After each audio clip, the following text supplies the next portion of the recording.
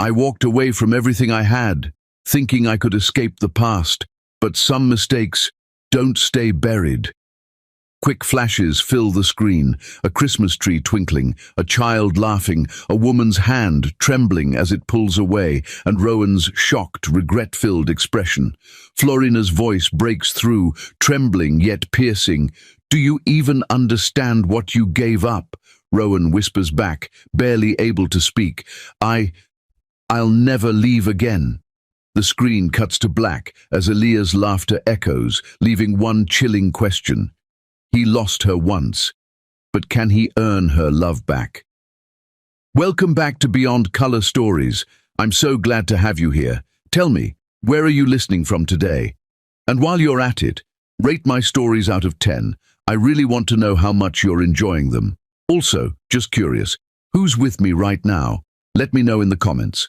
Don't forget to subscribe to the channel so you never miss a story. All right, enough talking, let's dive right in. The restaurant glowed in layers of Christmas gold, not the cheap brightness of celebration, but the deliberate warmth of wealth, where light was softened by crystal fixtures and reflected endlessly off polished marble and glass, creating an illusion of comfort that suggested permanence, safety, and success. Rowan Hale sat perfectly composed at the center of it all, shoulders squared, posture relaxed, in the way only men accustomed to control could manage. His tailored black suit fitted to precision, his cufflinks catching the light each time he lifted his hand. Across from him sat his new fiancée, smiling easily, speaking about plans and futures and destinations that sounded clean and promising, her voice blending into the curated hum of the room. Laughter drifted from nearby tables, smooth and contained, accompanied by the low, elegant sweep of violin strings, playing familiar carols meant to stir nostalgia without demanding emotion.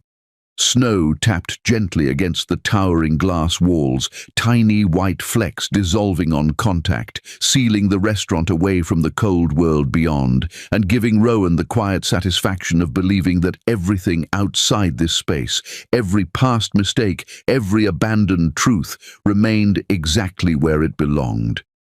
He raised his champagne glass slowly, the gesture practiced, symbolic, his smile settling into place with mechanical ease as he convinced himself that this night represented a clean future, a deliberate turning point, proof that discipline and distance could erase consequences, that choosing certainty over vulnerability had finally paid off.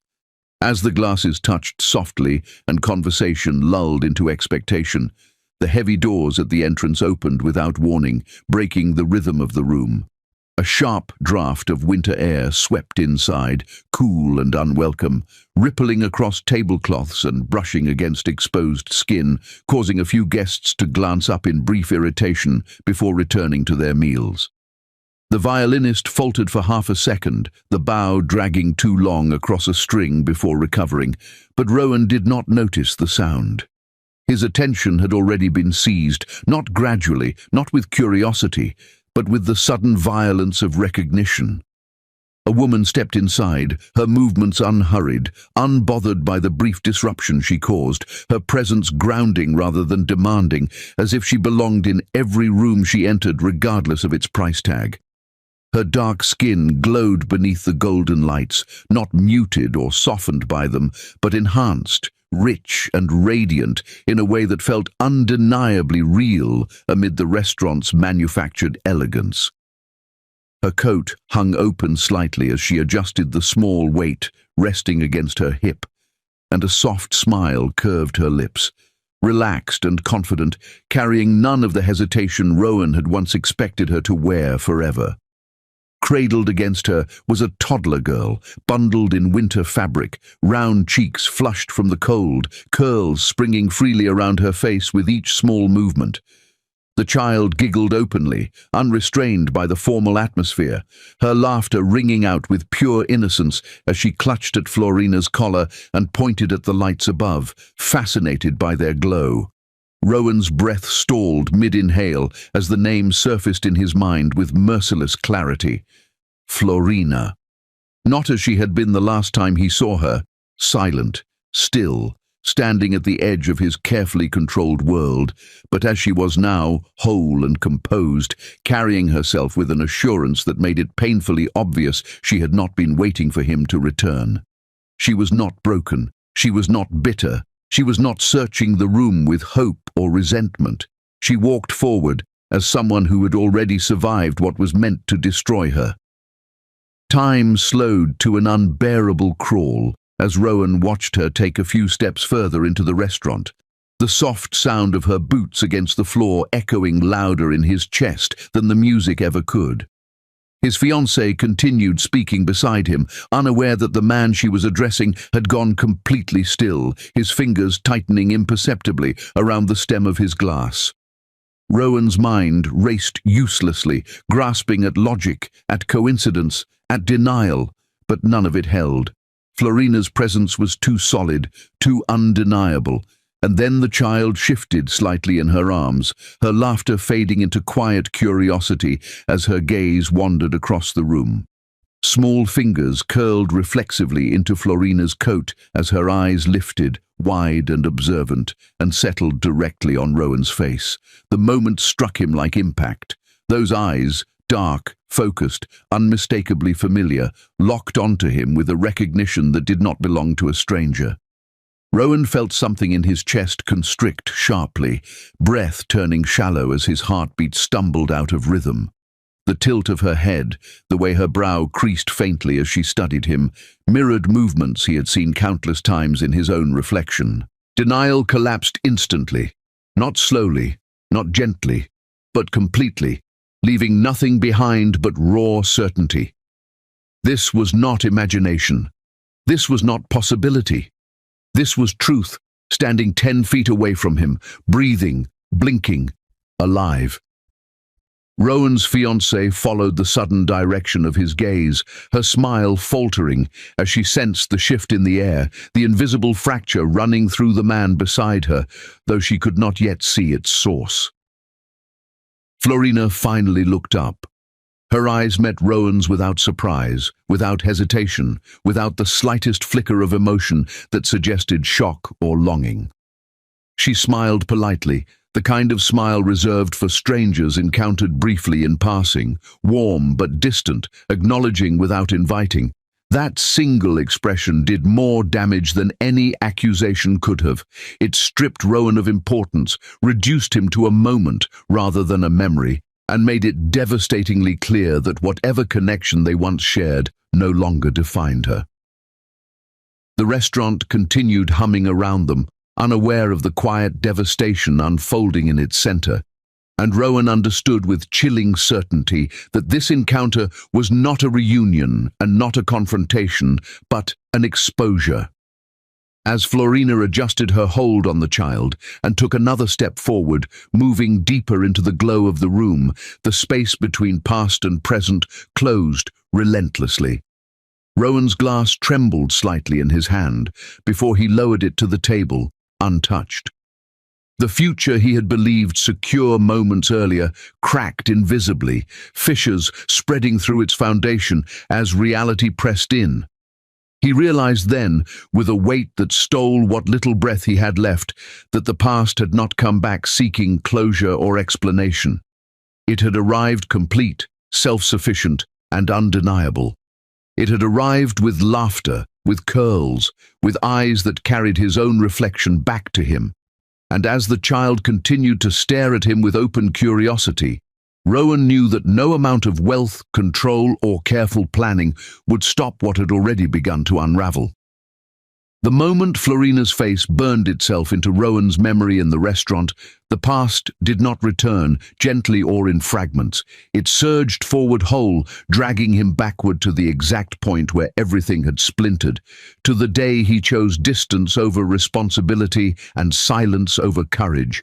When 2 years earlier he had stood in a stark, sunlit apartment filled with unopened boxes and unfinished plans, listening to Florina speak in a voice that trembled only slightly as she told him she was pregnant, her hands folded protectively over her stomach as if shielding the truth from rejection.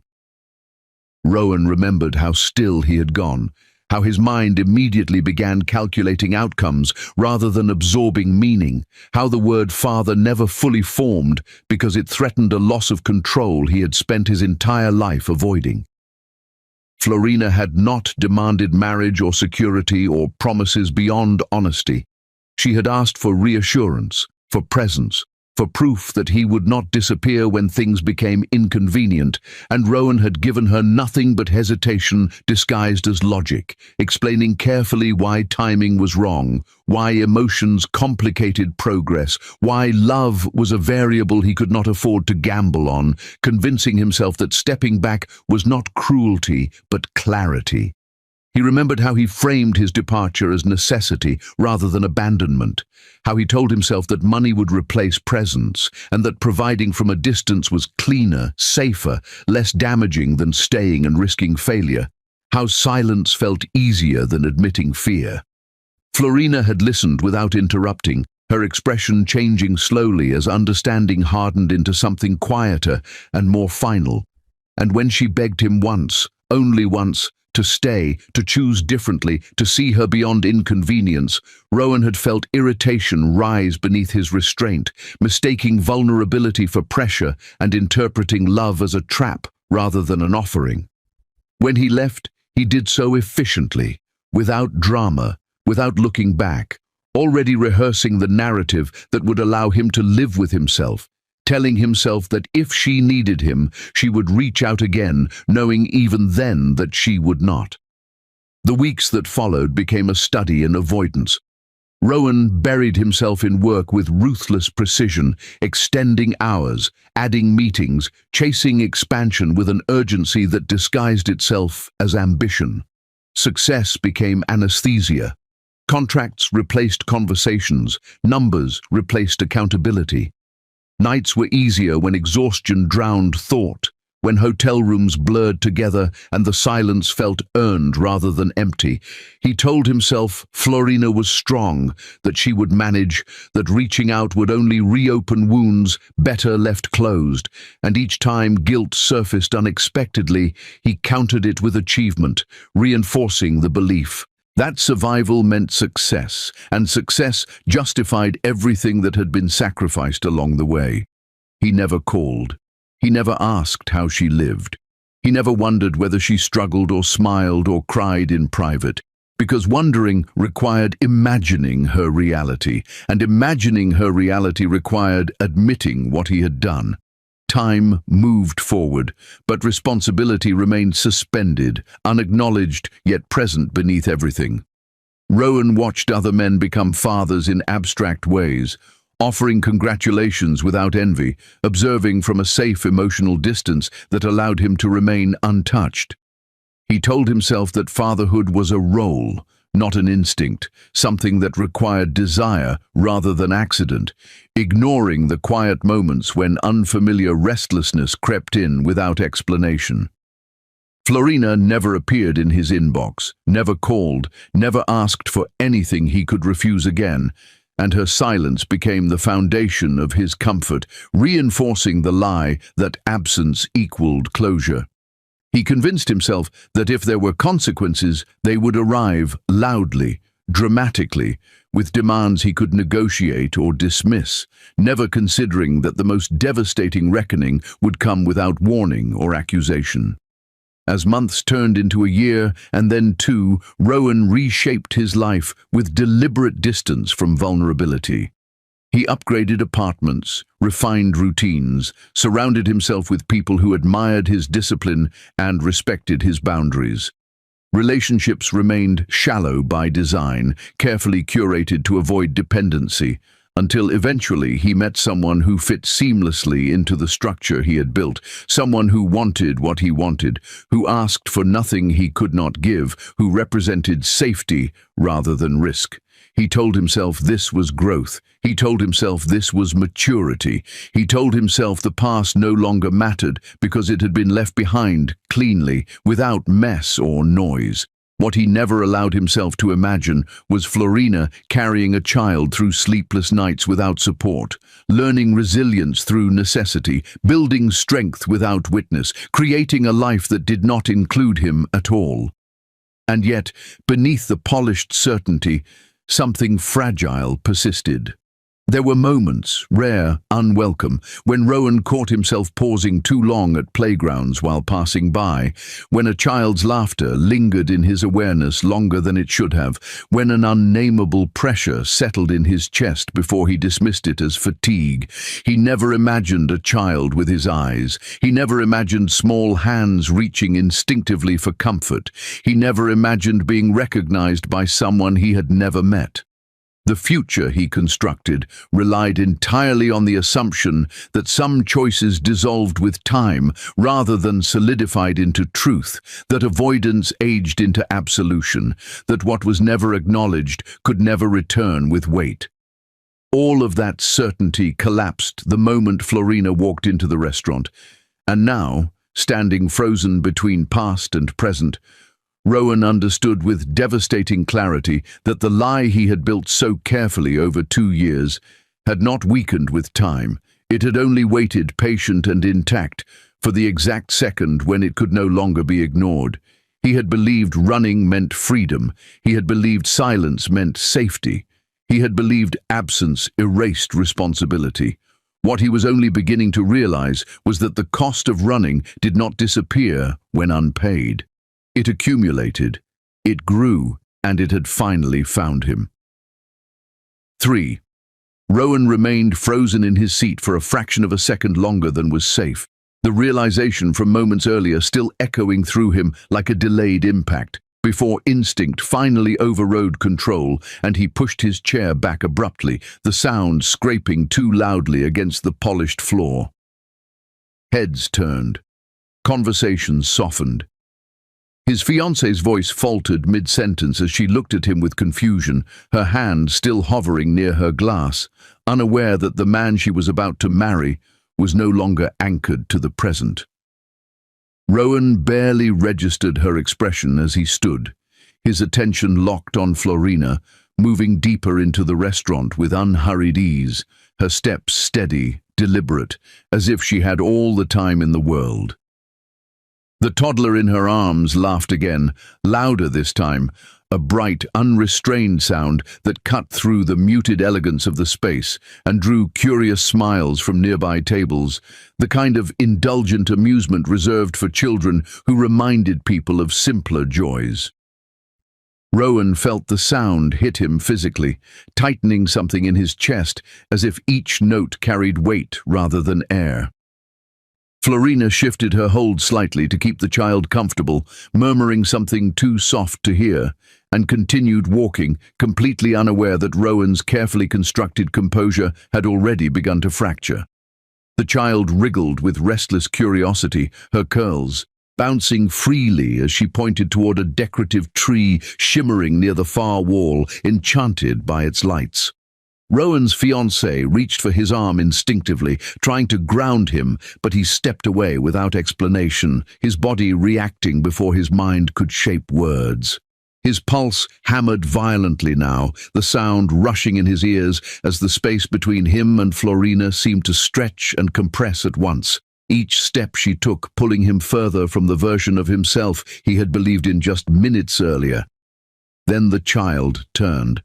It was not dramatic or deliberate, just a simple, natural movement prompted by curiosity, but the effect was catastrophic.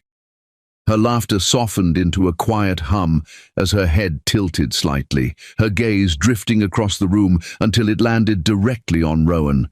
The instant their eyes met, something in him collapsed completely. His chest tightened with sharp, breath-stealing force, pain blooming where certainty had once lived, because there was no mistaking it now. Those eyes were his, not similar, not reminiscent, his.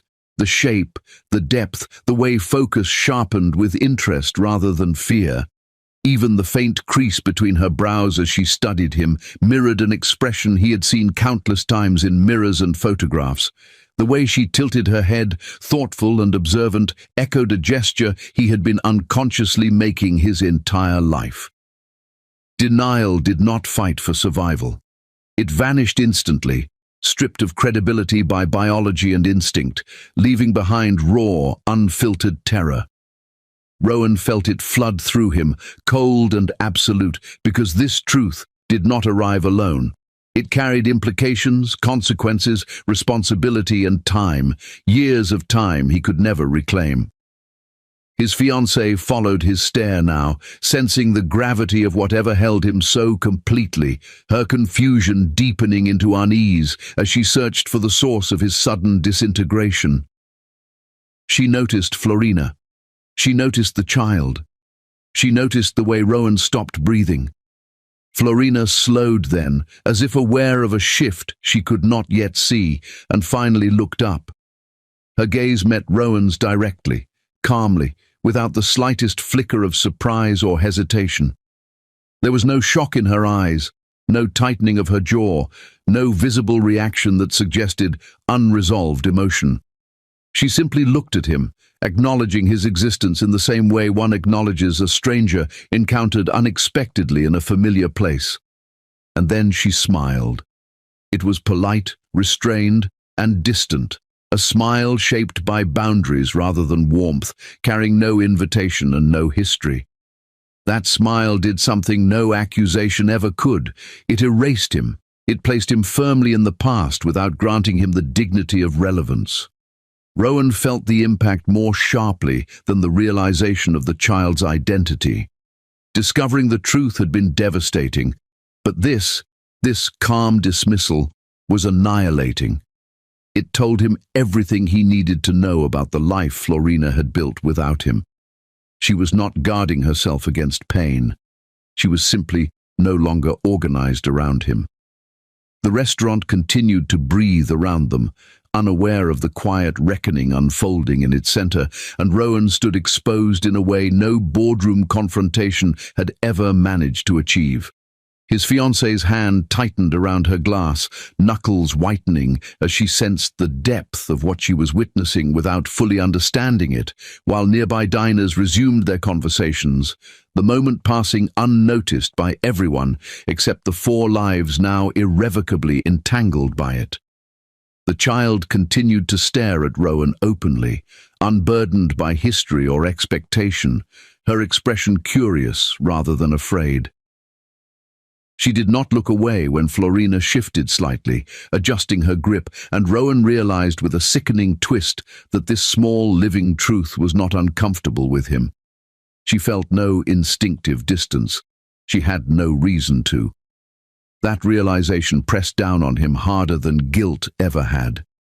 Florina's smile lingered for only a second longer before she turned her attention back to her daughter, murmuring softly again as she resumed walking, her body language relaxed, composed, entirely uninterested in managing Rowan's reaction.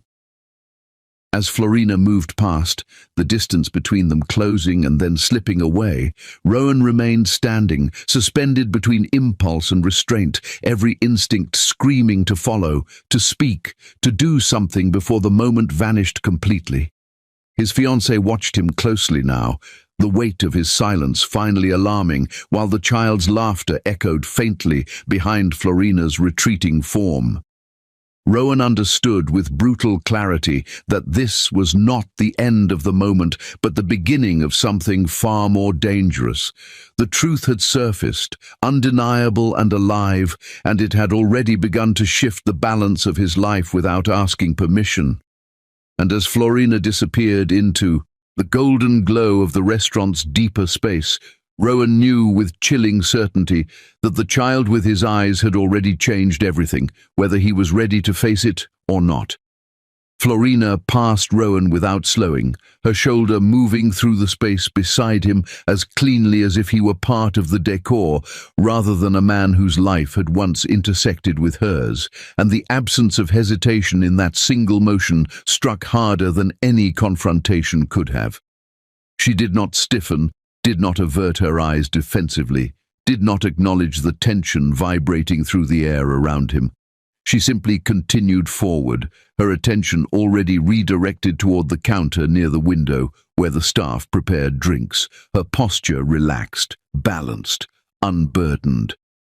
Rowan stood frozen in the narrow space she left behind, the faint trace of her perfume lingering just long enough to register before dissolving, his body instinctively turning as if pulled by gravity rather than will. The restaurant resumed its gentle rhythm around them, plates clinking softly, voices blending into a low hum, unaware that something irrevocable was unfolding in plain sight. Florina shifted the child onto her other hip with practiced ease and ordered hot chocolate in a calm, steady voice, specifying the temperature and thanking the waiter warmly, her tone kind without performance. The toddler bounced slightly in her arms, delighted by the attention, tugging playfully at Florina's hair as she laughed, her joy unfiltered and secure. Rowan watched the interaction unfold with a growing pressure in his chest, because there was no tension here, no strain, no sign of struggle or instability. This was routine. This was comfort. This was a life built carefully, intentionally, without him. He took a half step forward without realizing it, the instinct to close distance overpowering restraint, and when he whispered Florina's name, the sound fractured on the way out, stripped of authority, barely audible even to himself. Florina paused. She did not turn fully toward him. She did not face him as an equal in conversation. Instead, she angled her head just enough to acknowledge the sound, her profile composed, her expression unchanged. When she spoke, her voice carried no sharpness, no bitterness, no raised volume that might have drawn attention.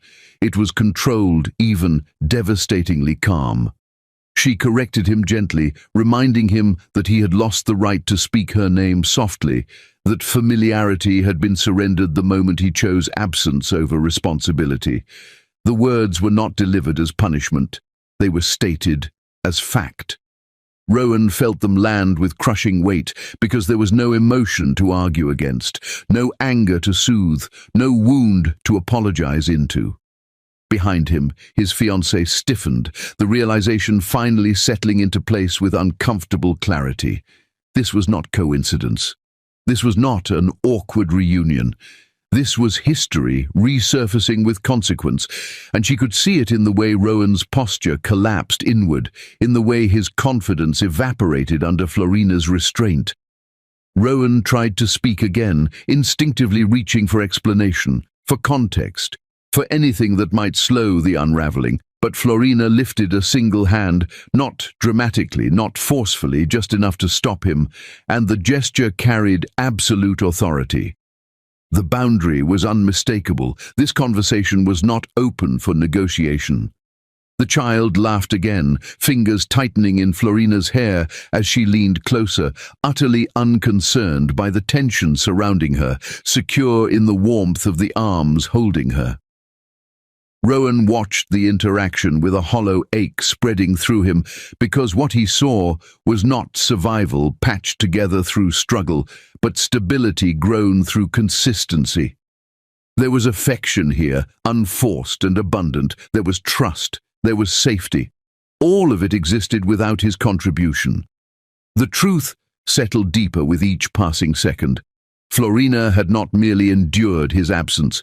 She had transformed beyond the space he left behind. Florina finally turned fully toward him then, not to invite conversation, but to close it. Her eyes met his, steadily, unclouded by resentment or longing, and in that moment Rowan understood that anger would have been easier to endure. Anger implied attachment. Anger suggested unfinished business. What he saw instead was resolution.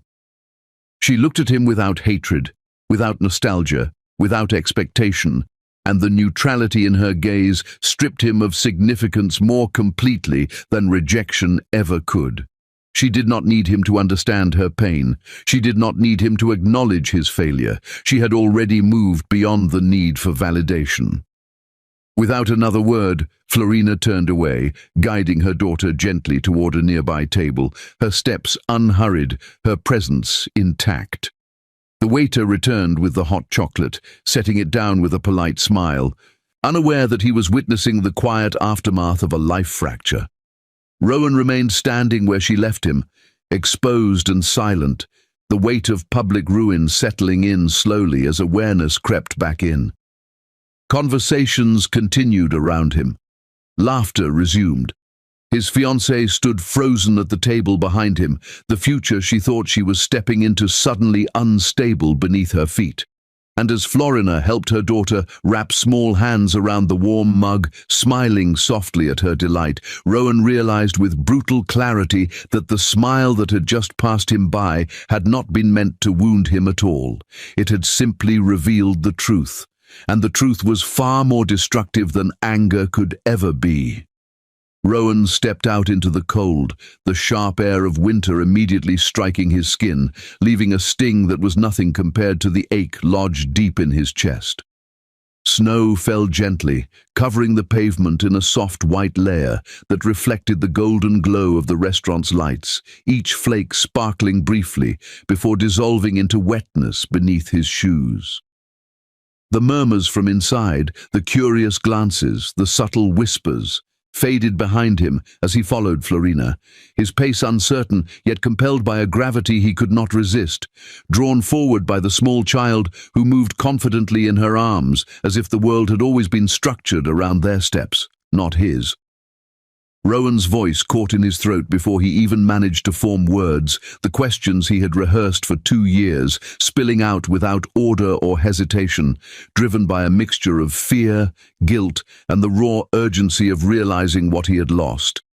He asked questions he had no right to ask: how she had managed, how the nights had passed, how the child had survived in a world he had abandoned, what sacrifices had been made, what strength had been forged in silence. And each one landed on the still, composed face of Florina without eliciting anger, without tearful collapse, without melodramatic accusation, because she had nothing left to prove. Florina spoke calmly, each word measured and deliberate, her voice carrying through the snow with a quiet authority that left no space for negotiation. She explained the nights she had worked, the hours she had endured, the endless vigilance required to raise a child alone, all without once seeking pity or recognition. Rowan listened, absorbing a catalogue of hardship and triumph that was not softened by nostalgia or manipulated with sentiment.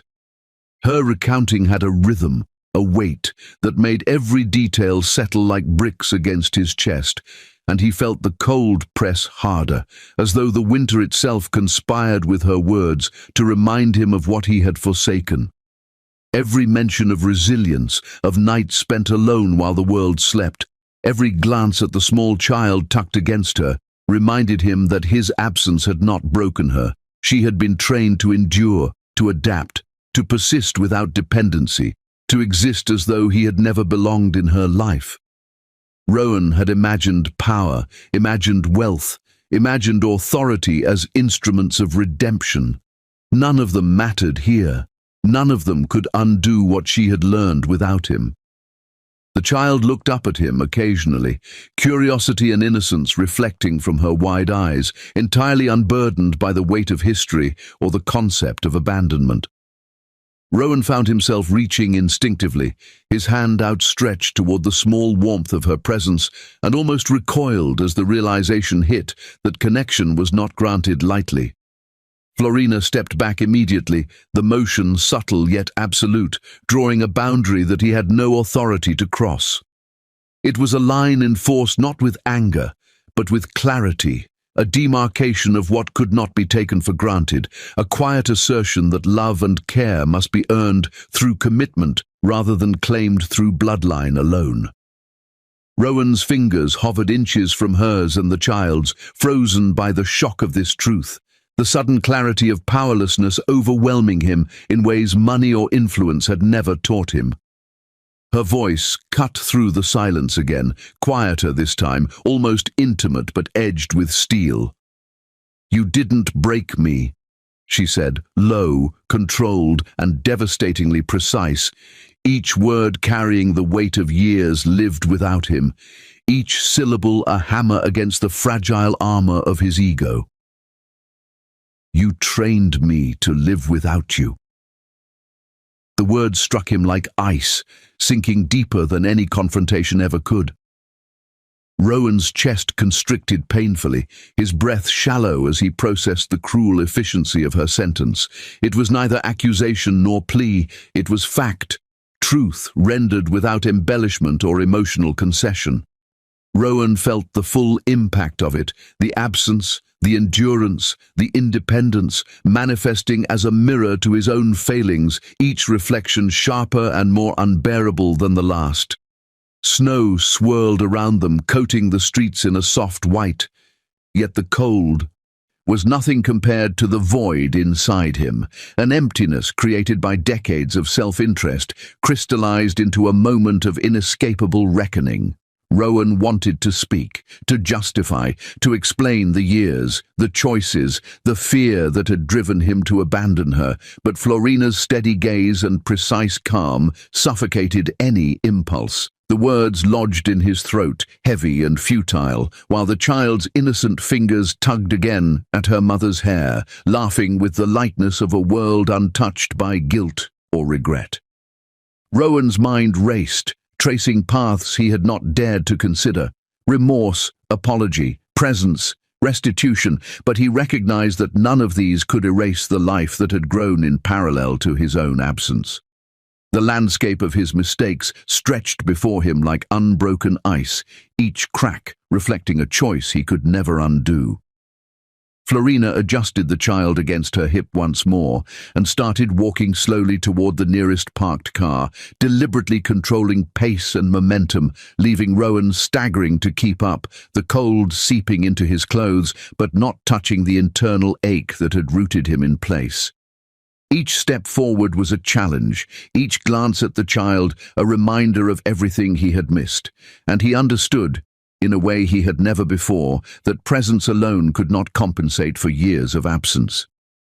The snow continued to fall, silent and serene, but beneath its gentle cover, the weight of accountability pressed against him relentlessly. He could not ignore it, could not escape it, could not purchase reprieve. And then, as Florina looked briefly over her shoulder without breaking stride, her eyes meeting his with calm authority, Rowan felt the sharpest cut yet. A recognition that she held all the power here, that she could choose to allow him forward or keep him at bay, and that any misstep now would not just fail, but erase the fragile hope he had only just begun to grasp. The world narrowed to that glance. That boundary, that impossible choice between reconciliation and exclusion, and in that heartbeat, Rowan realized that the truth without mercy was the kind that demanded transformation, demanded humility, demanded he surrender control entirely if he ever hoped to step back into their lives. 6. Days passed like a slow, grinding tide, each one stretching longer than the last, until Rowan found himself standing outside Florina's apartment building, the snow from weeks prior still clinging to the edges of the sidewalk, melting into icy puddles beneath his shoes. He stared at the building, its facade ordinary and unremarkable, a stark contrast to the chaos roiling inside him, a chaos that no luxury, no wealth, no influence could suppress. His hands, usually steady and commanding, fumbled briefly with the zipper of his coat, adjusting it with a tension born of vulnerability rather than routine. He had rehearsed this moment countless times in private offices, hotel rooms, and darkened hallways of boardrooms, imagining outcomes, strategizing words, envisioning his place in her life. But rehearsal could not capture the weight of standing here, feet planted firmly on concrete, fully exposed to the reality of what he had destroyed and what he had yet to earn. Rowan did not arrive with lawyers waiting in the wings, nor did he carry documents filled with conditions or demands. There were no gifts to soften the impact, no payments to substitute for presence, no calculated moves to assert ownership over a life he had once abandoned.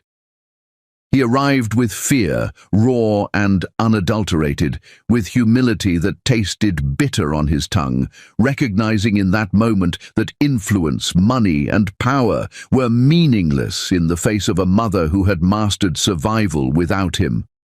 Each breath felt heavy, each exhale a reminder of the years he had lost, and his heart thudded violently in a chest that felt both constricted and hollow.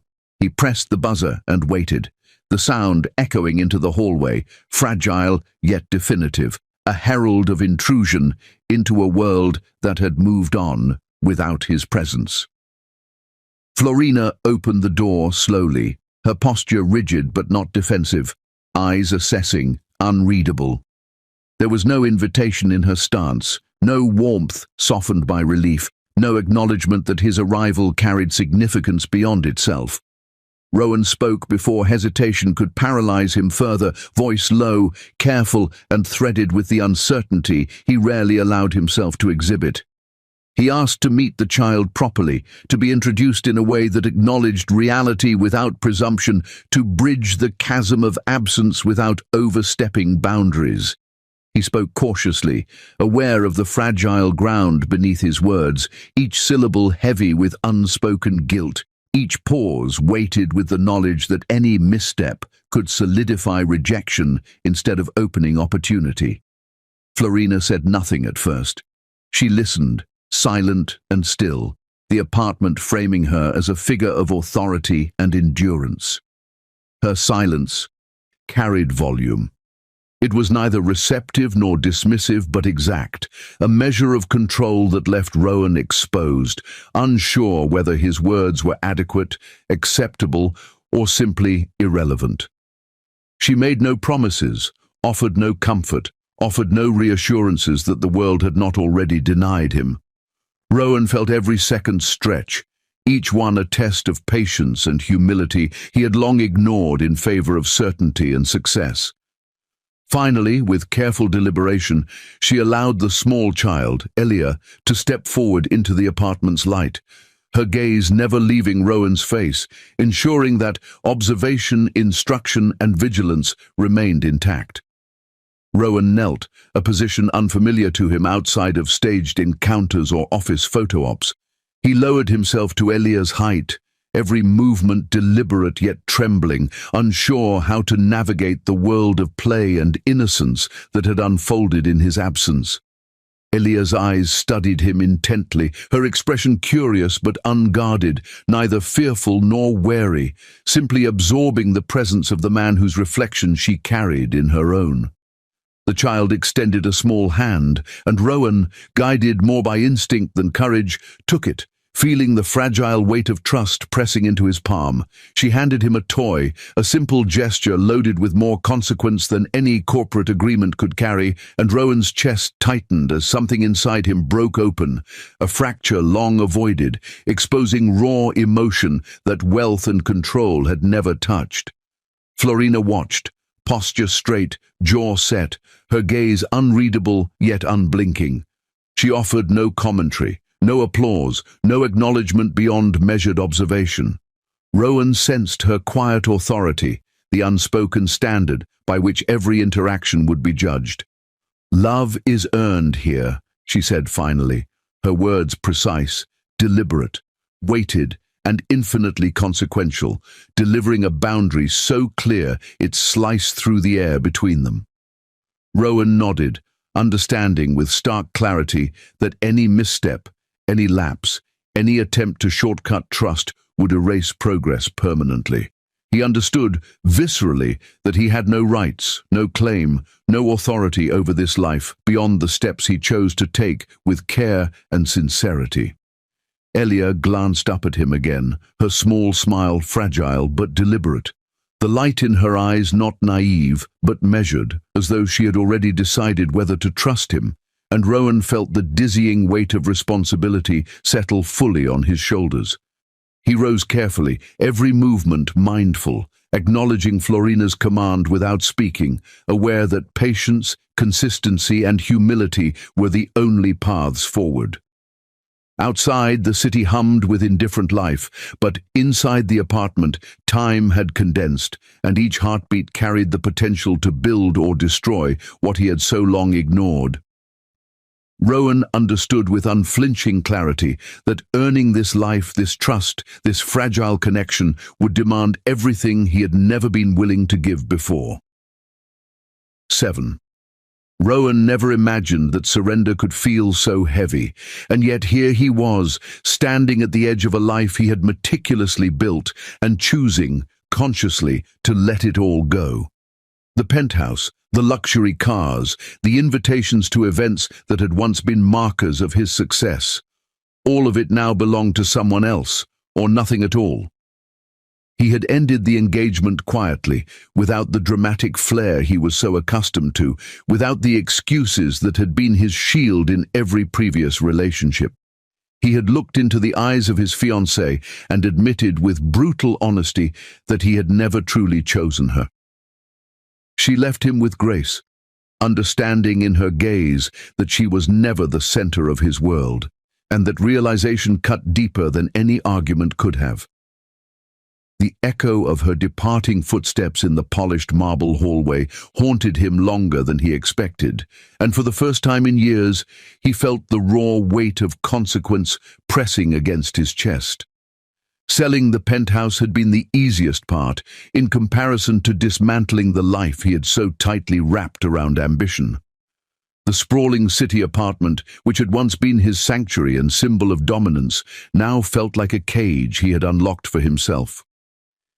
He let go of the skyline he had obsessed over, the floor-to-ceiling windows that framed nights of lonely victories and boardroom conquests. Every object he once claimed as his mark of power, the sleek furniture, the expensive art, the gadgets that whispered of innovation, was now a ghost of someone else's dreams. Rowan's life had been defined by the accumulation of these symbols, but now he measured himself by presence, by the ability to simply be with another soul without layers of pretense or expectation.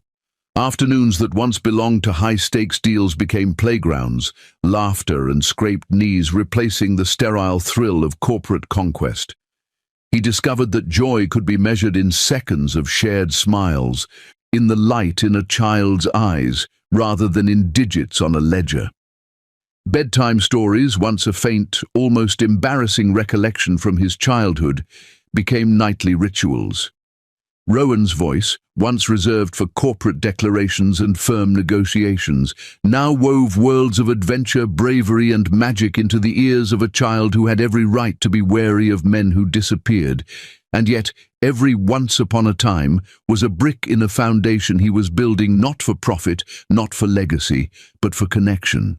The lessons of regret became discipline, not self-pity, as he discovered the slow, painstaking work of earning trust. Each story read, each scraped knee kissed, each small argument navigated with patience instead of authority, became proof that transformation was possible, even for someone as hardened as Rowan. Florina watched with measured eyes, never softening when he faltered, never offering praise as if it were owed.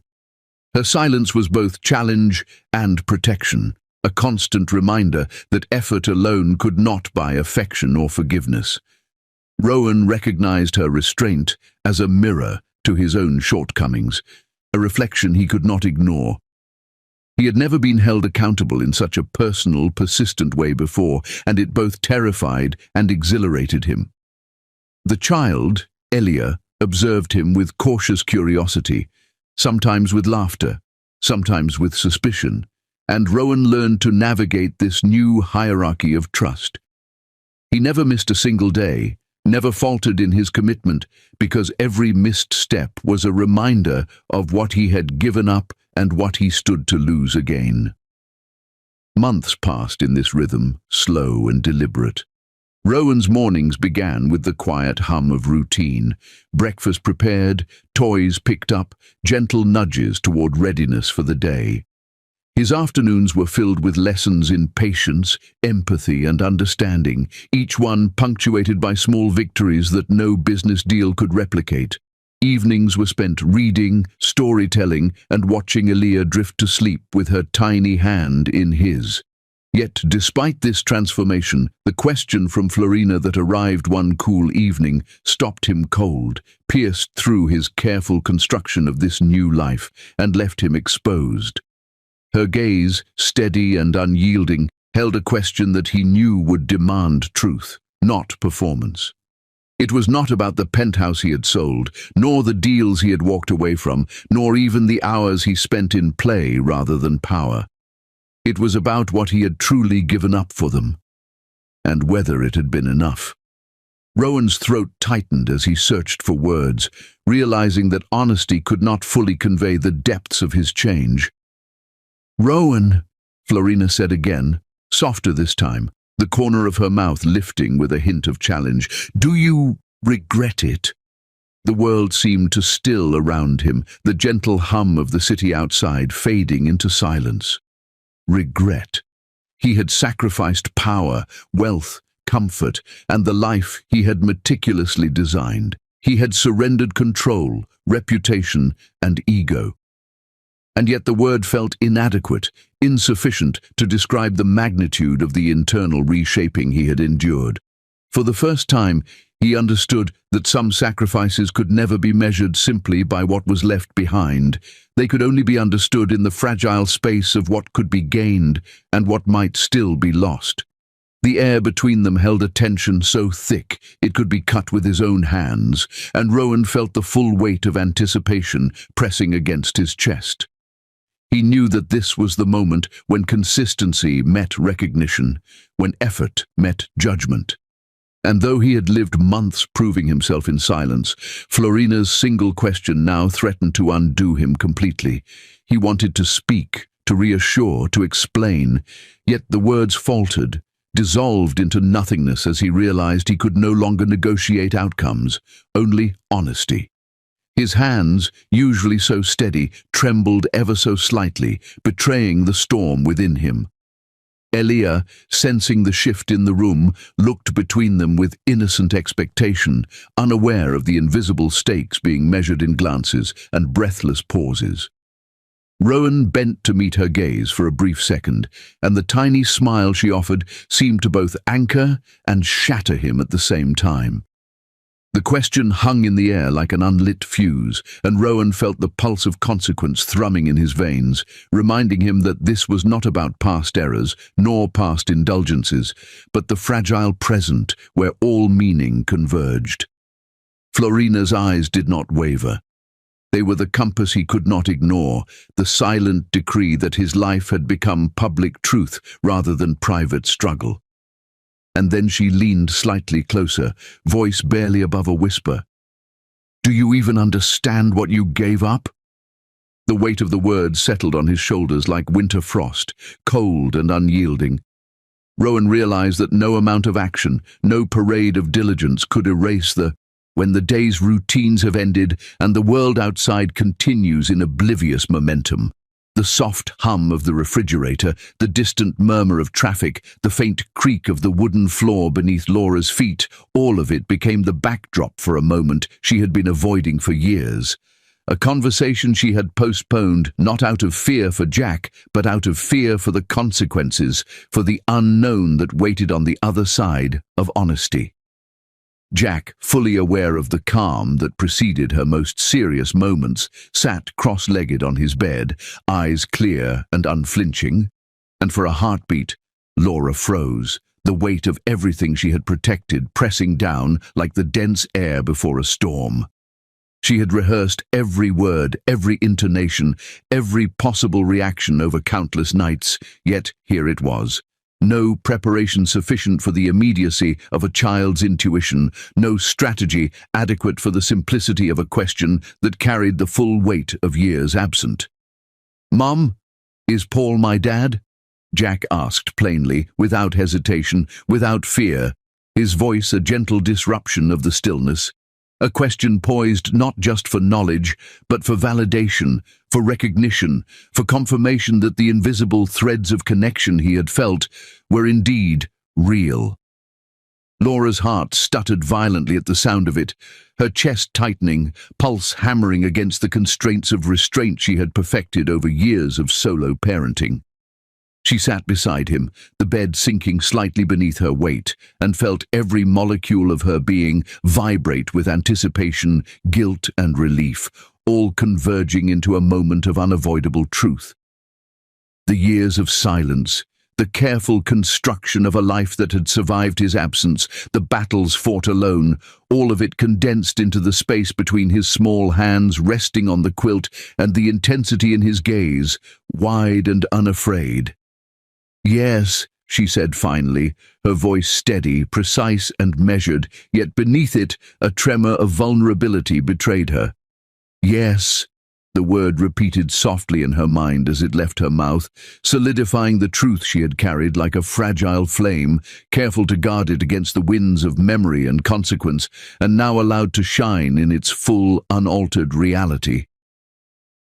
Jack processed the words quietly, the maturity in his comprehension remarkable for his age, the subtle nod of understanding that seemed to bypass disbelief and arrive straight at recognition. He did not cry, he did not shout, he did not recoil. Instead, he absorbed the truth like a quiet acknowledgement of something his intuition had long suspected, the puzzle pieces of absence and observation suddenly aligning into clarity. "Is he coming to take me?" Jack asked after a pause, the words hanging in the air like a challenge wrapped in innocence. A question that carried more than curiosity, that implied both an understanding of distance and a desire for reassurance. Laura's chest constricted, her mind spinning through years of preparation, strategies and contingency plans, because she knew that the answer had to be firm, protective and unwavering. She pulled him close, wrapping arms around his small frame, pressing him gently against her chest, heart hammering, pulse racing with both fear and resolve. "No one takes you from me," she said, the words deliberate, imbued with protective authority and yet tender with the warmth of maternal reassurance.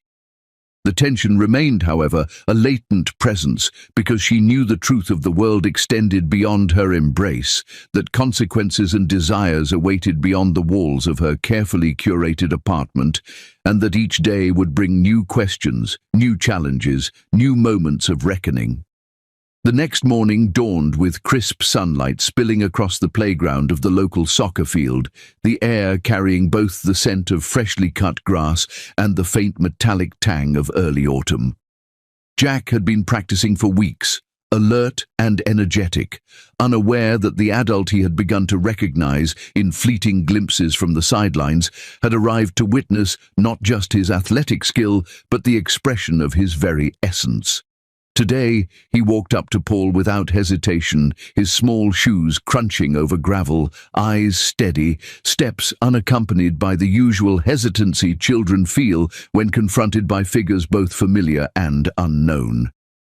"You can sit with us," Jack said simply, decisively, the words articulated with a calm authority that surprised both Paul and Laura, a declaration of inclusion, a silent test of boundaries, a child's articulation of trust yet to be fully earned.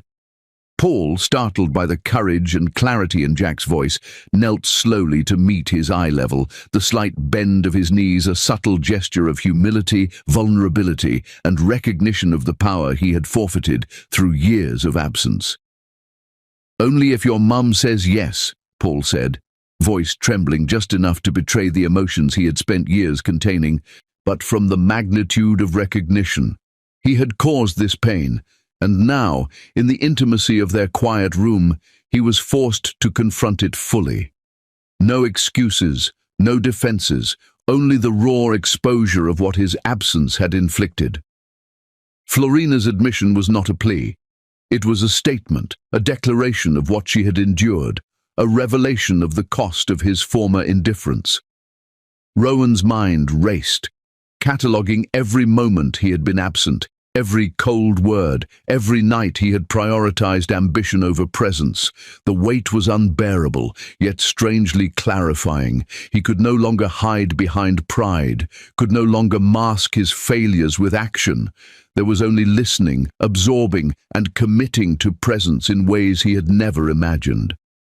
Her voice softened, but the intensity remained, threading each word with truth she had denied herself for too long. "I loved you," she said, her eyes glistening in the muted glow of the snowy night. When I had nothing, when you weren't here, when I was forced to build my world around hope rather than certainty. Don't mistake my love now for weakness, or let it coax guilt from you. I am not a prize to be won for penance, Rowan. I loved you without conditions, and that is a truth that remains, but it is also a warning. Rowan absorbed her words like a wave, his heart hammering in rhythm with the snow outside, realizing that love once given could not be leveraged, could not be traded, could not be assumed as payment for past mistakes. He understood, in a clarity born of struggle, that forgiveness was not a currency he had earned. It was a possibility she could grant or withhold, a fragile decision suspended between trust and fear. Rowan spoke, his voice steady, tempered by honesty rather than charm. "I'm not afraid anymore," he said, letting the truth of his transformation echo in the quiet space. "I'm not afraid of staying, of facing everything I've failed at before. I'm not afraid of being present, not afraid of being accountable. I've given up everything that kept me from you, from her, from us. I can't promise that I will never falter, but I can promise that I will never walk away again, not from you, not from Elia." Florina looked at him then, her gaze intense, measuring, scanning the contours of his expression for signs of performance or truth. Her hand trembled as she pulled slightly away, the gesture small, almost imperceptible, yet laden with caution. Rowan felt the tremor, felt the hesitation as a tangible force, a reminder that despite months of effort, despite all the sacrifices and silent devotion, the landscape of forgiveness was still untamed. It was not granted, it was not guaranteed, and in that instant, Rowan realized that love was not a culmination of actions alone. It was a negotiation of trust, a delicate balancing act between hope and the scars of memory. The snow outside thickened, draping the world in a cold white shroud that reflected the delicate tension inside. Rowan's hands remained still, hovering near her, unsure whether to reach or wait, knowing that every gesture carried meaning far beyond what he could measure. Elia stirred slightly, murmuring in her sleep, and Rowan's chest tightened with a protective instinct he had never felt in corporate boardrooms, never in triumph or achievement, but now, here, in the quiet intimacy of a night that demanded honesty. Florina's voice returned, a whisper threaded with fear and relief. "Do you understand what it means to rebuild, to truly be here?" Rowan nodded, though words failed him. He realized that understanding alone was insufficient. Presence alone was insufficient. What she sought was the embodiment of change, a consistent, undeniable demonstration that he was no longer the man who abandoned, the man who prioritized power over love. And as he watched her, the tremor in her hand, the hesitation in her gaze, he recognized that the path ahead was neither linear nor guaranteed. Each moment now carried weight, each choice would be scrutinized, each gesture evaluated against the memory of absence. A sudden gust of wind rattled the window, startling Elia awake for a moment. Rowan leaned forward instinctively, securing her in his arms, while Florina's eyes softened, reflecting a mixture of exhaustion and something he could not yet name. Trust, perhaps, or hope. The room was silent again, but the silence was no longer empty. It was charged, electric, the space between them a conduit for emotion that had been long suppressed. Rowan realized that the night itself had become a participant in their reconciliation, each falling snowflake a reminder of fragility, each shadow a test of endurance. Florina's voice cut through once more, quieter now, trembling with the weight of honesty. "I want to believe, Rowan. I want to. But I need to know that this isn't about guilt. That you're here because you want to be, because you choose to stay. That you are not just afraid of losing me again, but that you are here, fully, intentionally, with all of you." Rowan's heart clenched, knowing that these words were not an accusation, but a challenge, a threshold he had to cross. He had spent months proving himself in action, but now words were required, not hollow promises, but the kind of truth that could be measured in years, in small gestures, in patience and resilience. And then, in the soft glow of the snowy night, Rowan made the conscious, unflinching choice to lean in, to meet her gaze fully, and say without hesitation, "I am here. Not out of fear, not out of guilt. I am here because I choose this, because I cannot imagine a life without you and Elia. I will stay, every day, every moment, because this is where I belong." Florina's lips parted slightly, a tear tracing down her cheek, her hand hovering just above his chest, as if she were deciding whether to let herself fall fully or retreat again, leaving Rowan suspended between hope and despair, waiting for the final act of surrender. The snow outside had long since melted into the muted greys of early winter, leaving the city streets glistening with the quiet sheen of frost and rain. Inside, warmth wrapped the apartment like a protective cloak, a tangible contrast to the biting cold beyond the windows. Rowan sat quietly in the living room, Elia perched on the floor beside him, constructing a fortress of colourful blocks with deliberate care. He watched her small hands fit each piece together, her brow furrowed in concentration, and he realized how profoundly different this life was from the one he had once obsessed over, the life of deals, contracts, and deadlines. Here there was no room for power or pride. There was only presence, patience, and the delicate construction of trust, brick by fragile brick. Rowan's hands hovered over the blocks, ready to assist, yet he restrained himself, allowing Elia to claim each victory on her own, knowing that this was part of the lesson he had learned over the months, that true love and commitment could not be forced or purchased. They had to be earned daily, with consistency and humility. Florina entered the room silently, watching them from the doorway, her eyes tracing the contours of Rowan's focused expression. 1 year had passed since the night she had laid bare her fears, and during that time she had tested him endlessly, not with cruelty, but with careful, intentional distance and truth. Rowan had faced each challenge without complaint or self-interest. He had not asked for rewards, he had not demanded validation, and he had never again disappeared from the fragile ecosystem of trust he was building. Love had returned between them slowly, carefully, shaped by scars, tempered by months of proving that devotion was more than words. It was presence, patience, and unwavering consistency.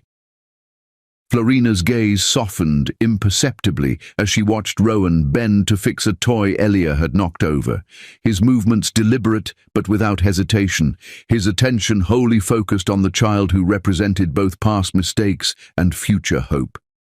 She saw not a billionaire, not the man whose absence had carved voids into her life, but a father who had remained, who had chosen every day to be here. Her heart, long guarded and meticulously shielded, finally allowed a sliver of warmth to seep through, yet without surrendering the dignity she had fiercely preserved.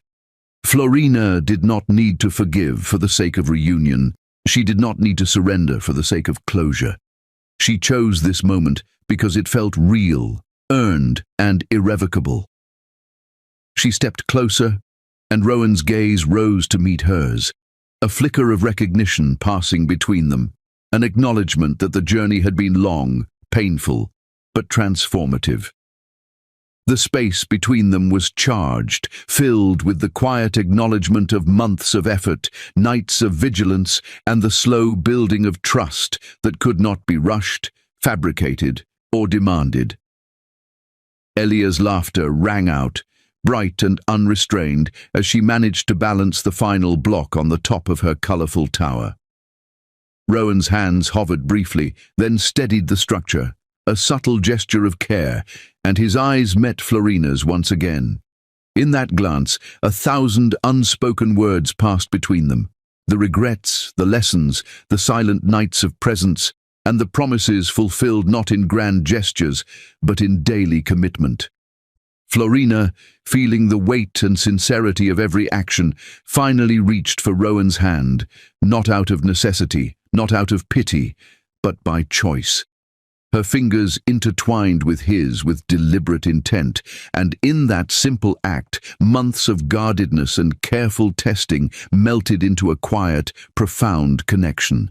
This was not the culmination of a fairy tale reunion. It was something stronger, more enduring, because it was real, built on truth, scars, and unwavering dedication. Rowan's chest tightened with emotion, a mixture of relief, gratitude, and reverent fear of losing what he had finally earned. The memory of all he had sacrificed, the penthouse, the empire of ambition, the life he had meticulously constructed around power, contrasted starkly with the depth of the connection he now held in his hands. He realized fully that losing Florina and Elia again would destroy him utterly, and the thought of such loss fortified his determination to remain steadfast, patient, and fully present. There were no shortcuts, no grand displays of wealth or charm. The path to redemption had been slow, deliberate, and exhausting, but it had yielded a prize far greater than he had ever imagined: love grounded in truth, trust hard-earned, and the unshakable bond of family. The morning light shifted, spilling golden hues across the room, illuminating the small, intricate world they had built together. Elia's laughter subsided as she crawled into Rowan's lap, nestling between him and Florina. Rowan wrapped his arms around both of them, feeling the warmth and fragility of the moment as if it were a tangible entity, a treasure beyond valuation. Florina rested her head lightly on his shoulder, her hand still entwined with his, and he felt the steady rhythm of her breathing align with his own, a silent symphony of endurance, trust, and cautious hope. Words were unnecessary in this moment. Everything that needed to be communicated was written in the stillness, the touch, the mutual acknowledgement of what had been lost and what had been painstakingly rebuilt. They spent the day together, ordinary in its activities, yet monumental in its significance. Rowan helped Elia decorate a small Christmas tree, their laughter mingling, punctuated by gentle corrections and encouragement.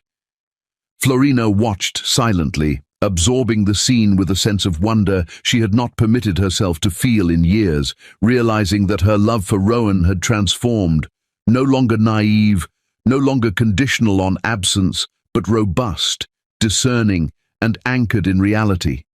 The warmth of domestic life, of shared responsibility and mutual respect, had replaced the cold allure of wealth and dominance that had once defined him.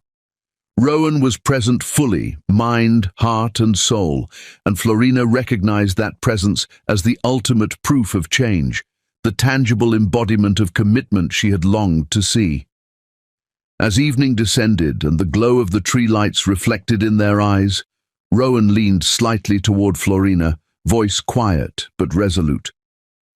"I know I cannot undo the past, and I will never ask for your forgiveness as if it is owed," he said, each word deliberate, heavy with truth. "All I can do is be here every day and prove that I will never walk away again. That is my promise, not just to you, but to Elia and to the life we are building together." Florina met his gaze fully, seeing the depth of sincerity, the unwavering dedication in his eyes, and for the first time she allowed herself to fully hope, to trust, to choose love actively rather than defensively. Elia yawned, curling into Rowan's chest, and he held her as if the world outside no longer existed. Florina's hand tightened around his, a subtle signal of her acceptance, a quiet testament that love had returned not in grand declarations or dramatic gestures, but through years of earned presence and relentless consistency. The room, warm with light and life, felt like a sanctuary, a place where past mistakes had been acknowledged, scars honored, and a future deliberately nurtured. In that embrace, Rowan understood that real love was not instantaneous, not predicated on instant reconciliation or forgiveness. It was slow, deliberate, resilient, and unwavering. As night deepened, The three of them sat together, sharing stories, laughter, and quiet moments of reflection. Rowan looked at Florina, the woman who had challenged, tested, and finally allowed him into the full measure of her trust. She was not simply his partner, nor was she a reward for redemption. She was the compass by which he now measured his actions, the anchor that grounded him in truth. In her eyes, he saw not past mistakes, but the promise of a shared future, carefully and deliberately earned. The final moment of the evening arrived as they gathered around the small tree, Elia's eyes wide with wonder as she held a handmade ornament. Rowan knelt to adjust it, his fingers steady, careful, while Florina watched silently, her heart full, her hand resting in his. There was no fanfare, no sudden declarations, only the quiet certainty of earned love, the kind that would not vanish in absence or weakness. Rowan knew, with unshakable clarity, that this was the life he had chosen fully, the family he could not and would not lose. The warmth, trust, and connection they shared that night became the foundation of all that would follow, a testament to patience, humility, and devotion. And as the snow began to fall lightly outside once again, dusting the city with silver, Rowan felt a sense of completion that was deeper than triumph or victory. It was the quiet satisfaction of having earned a second chance and understanding, finally, that real love was never given freely, but painstakingly chosen, daily and with intention. He squeezed Florina's hand, and she responded with a squeeze of her own, a final affirmation that this time everything was real, everything was mutual, and everything was worth holding on to. The future was theirs, not promised, but deliberately and beautifully constructed. Rowan's eyes met Florina's one last time that evening, and in that gaze, without a single word, they both understood the truth. Losing each other again was impossible, because what they had earned together was far stronger than fear, absence, or regret. It was irrevocable, unshakable, and real. Wow. What an emotional journey. Thank you so much for listening to this story on Beyond Color Stories. I want to hear from you. What did you think? Did it touch your heart or shock you? Drop your thoughts in the comments, and don't forget to rate this story out of 10. If you haven't subscribed yet, hit that subscribe button now so you never miss another unforgettable story. And remember, the next story is just around the corner. So stay tuned, and I'll see you there.